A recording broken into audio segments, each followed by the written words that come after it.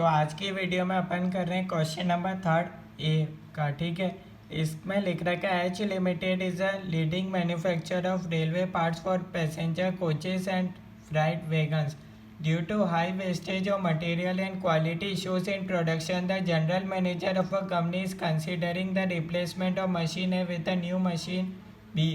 यानी कि अभी अपने पास मशीन है, कंपनी क्या करना चाह रही है, मशीन ए को रिप्लेस करना चाह रही है मशीन बी से। तो आपको पूछा है भैया कंपनी को क्या रिप्लेस करना चाहिए, क्या नई मशीन खरीदनी चाहिए या नहीं खरीदनी चाहिए। ठीक है, इसके बारे में डिटेल्स दे रखी है। Machine A has book value 4,80,000, economic life दे रखी है 6 years, it could be sold now at 1,80,000। अगर आज की तारीख में बेचेंगे तो 1,80,000 मिल जाएंगे, बाद में बेचेंगे तो भैया कुछ नहीं मिलेगा, जीरो सेल्वेज वैल्यू रहेगा at the end of 6th year. The purchase price of machine B, अब यहाँ से मशीन बी का डेटा दे रखा है 24 लेके, इकोनॉमिक लाइफ रहेगी 6 years, it will require 1,40,000 for installation है 60,000 फॉर टेस्टिंग। ठीक है, ये भी इनिशियल इन्वेस्टमेंट का पार्ट बनेगा 1,40,000 और 60,000। Subsidy of 1,00,000 subsidy of 15% on the purchase price of machine B will be received from government at the end of first year. सबसे अच्छा पॉइंट और सबसे अच्छा क्वेश्चन इसमें यही था कि भैया ये लाइन आपने ध्यान से नहीं पढ़ी होगी तो आंसर ही गलत हो जाएगा। यहाँ लिख रखा है सब्सिडी आपको मिलेगी eight the end of first year. तो ये इसका अपन जब मैं आगे बताऊंगा इसका क्या ट्रीटमेंट होगा, कैसे अपन इस पॉइंट को सॉल्व करेंगे। ठीक है, ये पॉइंट अगर आपने गलत कर दिया तो पूरा क्वेश्चन ही गलत हो जाएगा। सेल्वेज वैल्यू बता रखा है 3,20,000 किसका, नई मशीन का। The general manager estimates that the annual savings due to installation of machine B include a reduction of 3 skilled workers with annual salaries of 1,68,000 each, 4,80,000 from reduced wastage of materials, 3,50,000 from loss in sales due to delay in execution of purchase orders।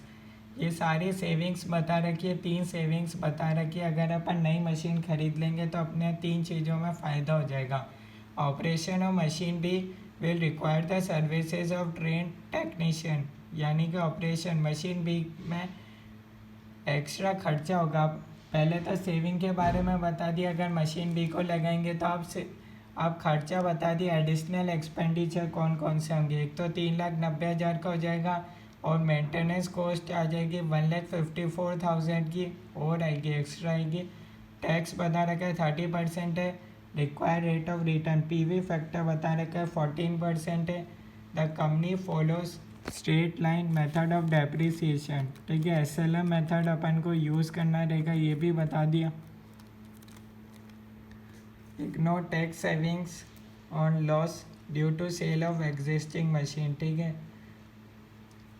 PV factor आपको बता रखे हैं। ठीक है, यही अपन को लेना, ताकि ये इसलिए दे रखे हैं ताकि आपका आंसर एकदम मैच कर जाए जो सजेस्टेड आंसर्स ICAI जब कॉपी चेक करेगा, तो इसलिए ये डेटा देते हैं। ठीक है, अदरवाइज तो अपन भी ये निकाल सकते हैं PV factor. Calculate the net present value profitability index, आपको 2 चीज़ें निकालनी है और उसके बाद आपको बताना, डिसीजन देना है क्या कंपनी को नई मशीन खरीदनी चाहिए, क्या रिप्लेसमेंट करना चाहिए क्या नई मशीन के साथ। Also calculate the discounted pay back period, उसके बाद आपको डिस्काउंटेड पे बैक पीरियड भी निकालना रहेगा। तो क्वेश्चन है तो अच्छा भैया, थोड़ा सा अलग है। अगर आपने नॉर्मल क्वेश्चन करेंगे तो सबसे पहले अपन निकाल लेते हैं इनिशियल इन्वेस्टमेंट कितना होगा। 24 लाख की तो नई मशीन है। ध्यान से देखते जाना डेटा, हर एक चीज़ को हर एक नंबर बताऊंगा भैया कहाँ से आया। 1,40,000 इंस्टॉलेशन का है, 60,000 टेस्टिंग का है। ठीक है, यहाँ तक तो आपको समझ आ गया।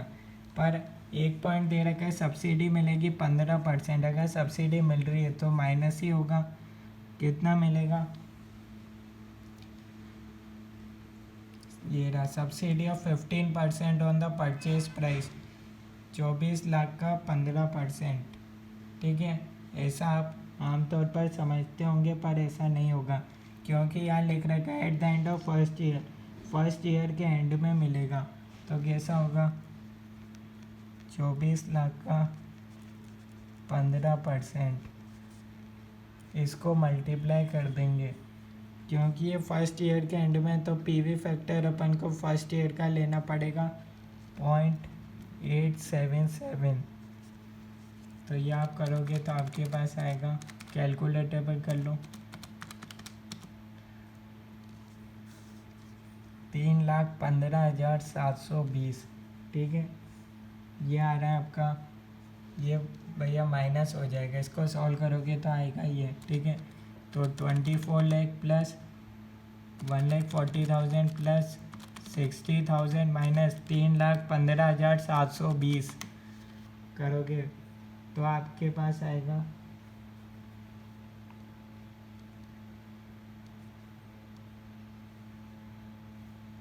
और इसमें से एक चीज़ और अपन माइनस करेंगे। वो कौन सा माइनस करेंगे भैया, यहाँ दे रखा है, अगर आप ये मशीन को, क्योंकि आप नई मशीन खरीद रहे हो, अपन उसके लिए इनिशियल इन्वेस्टमेंट देख रहे हैं, तो अगर आप इसको अभी बेच दोगे, मशीन ए को तो बेच ही दोगे, तभी मशीन बी खरीदोगे, इसी को तो रिप्लेसमेंट कहते हैं। तो मशीन ए को बेचोगे तो आपके 1,80,000 आपको और मिलेंगे। ठीक है, तो ये 1,80,000 भी माइनस हो जाएगा। ठीक है, तो ये आपका इनिशियल इन्वेस्टमेंट आ गया 21,04,280। ठीक है, ये है आपका इनिशियल इन्वेस्टमेंट। यहाँ तक आपको समझ आ गया होगा, कोई डाउट हो तो कमेंट्स में बता देना। ठीक है, अब अपन निकालेंगे एनुअल कैश फ्लो कितना होगा। नई मशीन खरीद रहे हैं उसके लिए अपन एनपीवी भी निकालेंगे। सबसे पहले तो यह लिख लेते हैं, क्योंकि यहाँ बोला है मशीन भी कितनी चलेगी, यहाँ दे रखा है machine, the purchase price of machine भी उसका दे रखा है, लाइफ है 6 ईयर्स। तो 1 2 3 4 5 6 और लास्ट में बचेगा टर्मिनल कैश फ्लो। ठीक है, यहाँ अपन लिख लेते हैं पीवी फैक्टर जो दे ही रखें, 0.877, 0.769, 0.675, 0.592, 0.519, 0.456 और यहाँ टर्मिनल कैश फ्लो में 60 ईयर का ही आएगा। ठीक है, यहाँ अपन लिखेंगे एनुअल कैश फ्लो। ठीक है, अब अपन को एनुअल कैश फ्लो निकालना पड़ेगा, उसके लिए अपन को सबसे पहले अपन लिखेंगे सेविंग्स। अगर अपन नई मशीन खरीदेंगे तो कितनी सेविंग्स होगी, इधर दे रखा 1,68,000 इंटू 3। यहाँ आपको रिडक्शन के बारे में बता रखा है, एनुअल सेविंग्स 3 वर्कर्स है, तो 1,68,000 इंटू 3 प्लस 4,80,000 रिड्यूस वेस्टेज का हो जाएगा और 3,50,000 हो जाएगा loss in sales due to delay in execution. ये सारी हो जाएगी सेविंग्स। अब अपन इसमें से माइनस कर देंगे एक्सपेंसेस। अगर अपन मशीन खरीदेंगे तो एक्स्ट्रा खर्चे भी होंगे, तो वो बता रखे हैं 3,90,000 की है एनुअल सैलरी, मेंटेनेंस कॉस्ट भी लगेगी 1,54,000। ठीक है,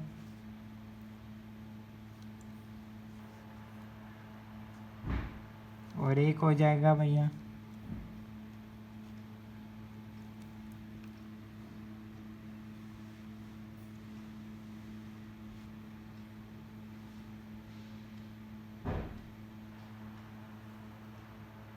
और एक होगा डेप्रिसिएशन भी होगा। ठीक है, यहाँ बता रखा है the company follow straight line method of depreciation. तो सबसे पहले अपन देख लेते हैं भैया न्यू डेप्रिसिएशन कितना है और ओल्ड डेप्रिसिएशन कितना है।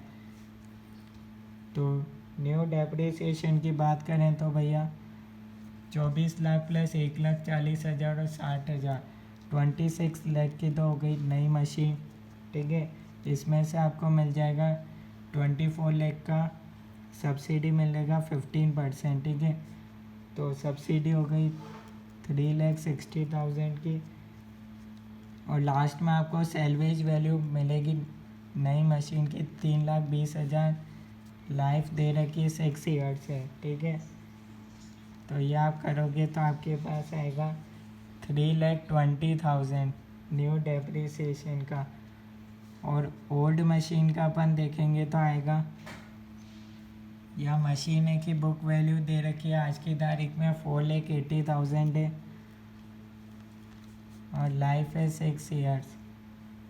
तो इसको आप सॉल्व करोगे तो 80,000 आ रहा है, यानी कि इंक्रीमेंटल डेप्रिसिएशन अपन देखें तो 3,20,000 माइनस 80,000 2,40,000 ये एक्स्ट्रा खर्चा होगा नई मशीन में, ठीक है।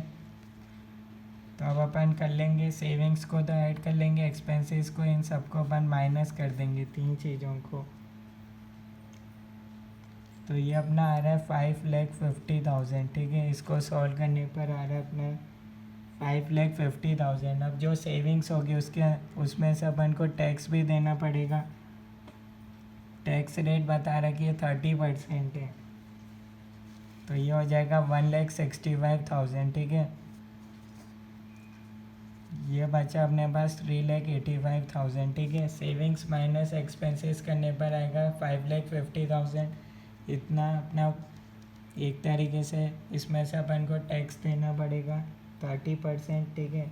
3,85,000 इसमें से अपन डेप्रिसिएशन को वापस ऐड कर देंगे, कितना माइनस करा था 2,40,000, वापस ऐड हो जाएगा 2,40,000। और यहाँ से आपके पास आ जाएगा एनुअल कैश फ्लो 6,25,000, ठीक है।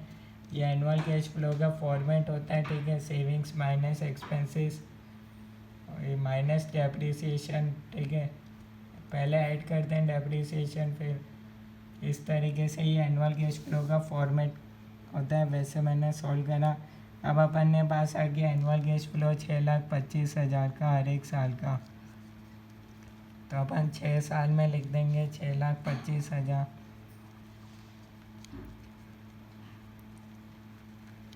तो ये अपने पास हो गया 6 साल का 6,25,000, ठीक है। लास्ट में इसकी सैलवेज वैल्यू रहेगी 3,20,000, ठीक है। तो यहाँ से अपने पास आ गया present value of annual cash flow आ जाएगा। पहले में आ रहा है 548,125, नेक्स्ट में आ रहा है 480,625, थर्ड में 4,21,875, फोर्थ हो जाएगा 3,70,000, नेक्स्ट है 3,24,375, नेक्स्ट आ रहा है 2,85,000 और नेक्स्ट आ रहा है 145,920। इन सब का सम करेंगे तो अपने पास आ रहा है 25,75,920। इसमें से इनिशियल इन्वेस्टमेंट को माइनस कर देंगे, कितना था 21,04,280। ये आप करोगे तो आपके पास बचेगा 4,71,640, ठीक है। तो ये अपने पास आ गया, पहला पार्ट आ गया अपने पास net present value. Net present value का फॉर्मूला होता है present value of annual cash flow minus initial investment. तो ये करा क्योंकि एनपीवी पॉजिटिव है तो अपन आंसर होगा यस। कंपनी को एडवाइस करेंगे हाँ भैया रिप्लेस कर सकती, नई मशीन खरीद सकती है, ठीक है। नेक्स्ट में बोला प्रॉफिटेबिलिटी इंडेक्स निकालना है। तो प्रॉफिटेबिलिटी इंडेक्स का फॉर्मूला आता है present value of annual cash flow divided by initial investment. तो present value of annual cash flow है 25,75,920 डिवाइडेड बाय इनिशियल इन्वेस्टमेंट 21,04,280। तो ये अपने पास आ गया 1.22। तो अब नेक्स्ट और थर्ड पार्ट में आपसे पूछा डिस्काउंटेड पेबैक पीरियड निकालना है। डिस्काउंटेड पेबैक पीरियड, ठीक है। कितने साल में भैया वापस रिटर्न मिलेगा, ठीक है। तो इसके लिए अपन देखेंगे भैया इनिशियल इन्वेस्टमेंट कितना करा 21,04,280, ठीक है। इसके लिए अपन को निकालना पड़ेगा क्यूमुलेटिव पीवी फैक्टर। तो फर्स्ट केस में हो जाएगा 5,48,125। नेक्स्ट में ये ऐड होता जाएगा। नेक्स्ट हो रहा है 10,28,750। थर्ड पार्ट आ रहा है 14 लाख, ये ऐड करते जाएंगे तो ये आएगा 14,50,625। नेक्स्ट 18,20,625। 21,45,000। नेक्स्ट आ रहा है 24,30,000। और यहाँ तक आ जाएगा। टर्मिनल कैश फ्लो को भी ऐड कर देंगे तो 25,75,920। ठीक है, तो अब अपन को देखना है भैया ये इनिशियल इन्वेस्टमेंट अपना कितना टाइम पीरियड में होगा। तो क्यूमुलेटिव पीवी फैक्टर में अपन देखते हैं भैया, इससे जस्ट एक छोटा नंबर अप ईयर अपन लेंगे। ठीक है, जैसे ये वाला ज़्यादा हो गया इससे, तो अपन एक इससे कम वाला देखते हैं ईयर। तो ये ईयर है 4, तो 4 प्लस इनिशियल इन्वेस्टमेंट अपना 21,04,280, वो इधर लिखते हैं। इसमें से माइनस कर देते हैं जो अपना 4th ईयर का, इससे जस्ट ये छोटा वाला इसमें देखते हैं। इस टेबल के अंदर इससे जस्ट छोटा नंबर ये होता है, तो वो जस्ट छोटा ये वाला 18,20,625। इसको अपन डिवाइड कर देंगे, डिवाइड कर देते हैं नेक्स्ट ईयर का पीवी फैक्टर से। जैसे अपन ने इससे जस्ट बड़ा देखेंगे तो वो आएगा 5th ईयर में, उसका प्रेजेंट वैल्यू अपन नीचे लिखेंगे 324,375। ठीक है, ये आपको इसका फॉर्मूला पता होगा डिस्काउंटेड पेबैक पीरियड का, तो मैंने उसके अनुसार सॉल्व करा है। तो ये आ रहा है 4.87 ईयर्स। तो ये इस क्वेश्चन का सॉल्यूशन आप देख सकते हैं। कोई भी डाउट हो तो आप कमेंट्स में बता सकते हैं, सॉल्यूशन देख सकते हो।